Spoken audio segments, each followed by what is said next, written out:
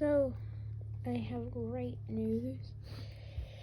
I have just gotten a Pannier. Number 3705. I may use it for a duck model. Not sure. But basically, yeah, I'm definitely going to use it for a duck model. Look at these sprung buffers. I may or may not renumber it. But basically, I got this 57XX Pannier, Great Western Railway. Got from Hackins. The couplers are not attached yet. But, it's a bit dusty. But overall, it's in decent condition for. The question is, does it have an interior?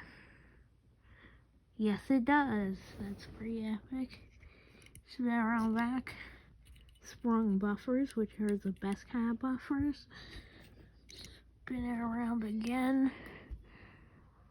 You see some internal detailing.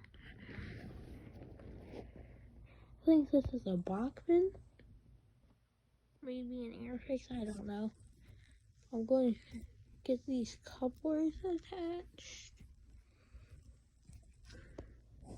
And then it's going to be ready to roll once I get my Hornby track.